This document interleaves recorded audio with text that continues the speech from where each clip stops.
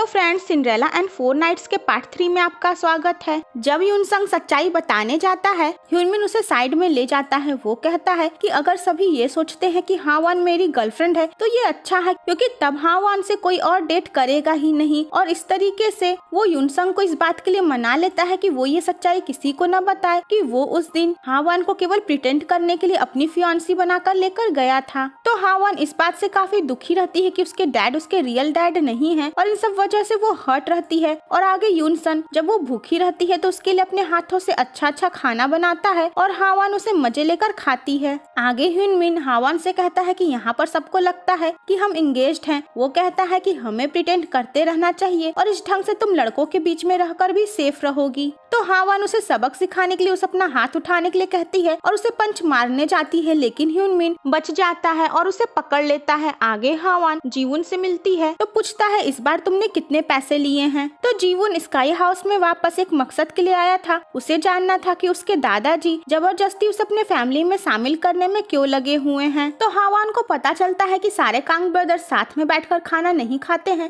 और mister Kong उसे यही टास्क देते हैं कि उसे सबको साथ में बिठाकर खाना खिलवाना है। यूनसंग हावान के घर जाता है उसका सामान कलेक्ट करने के लिए और उसकी सौतेली माँ और बहन को पता चलता है कि हावान मिस्टर कांग के इनविटेशन पे स्काई हाउस रहने गई है और इस बात से वो काफी शॉक्ड हो जाती हैं। तो सीवू जो कि फ्रेंडली रहता है उसकी हावान से स्काई हाउस में सबसे पहले दोस्ती होने लगती है। वो उससे कहती है कि तुमने ही मेरे घर वालों के बुरे टेक्स्ट मैसेजेस को डिलीट कर दिया था जानबूझकर ताकि मैं दुखी न हूँ। तो सीवू कहता है कि हाँ। वो कहता है कि यहाँ साथ में कोई भी बैठकर खाना नहीं खाएगा। तो आगे हावान जीवन के उस खास कमरे में जाती है जहाँ जीवन अक्सर अपना टाइम स्पेंड किया करता था। तो जीवन उसे वहाँ देखकर कहता है कि तुम्हें दूसरों के पर्सनल स्पेस में घुसना पसंद है। वो उससे स्काई हाउस में रहने के पीछे का रीजन पूछता है तो हावान कहती है क्योंकि मुझे कुछ प्रोटेक्ट करना है और जीवन को ये गलतफहमी होती है कि वो पैसों के बारे में बात कर रही है। हावान वहाँ से जाने लगती है तो जीवन उसे पकड़कर खींचता है। तो हावान उसके ऊपर नाराज होती है कि आइंदा मुझे टच मत करना और वहाँ से जाती है, बट एक्चुअली जीवन तो उसे हर्ट होने से बचाया था। तो आगे हावान अपना सामान गलती से पानी में गिरा देती है। वो पानी से सामान निकालने लगती है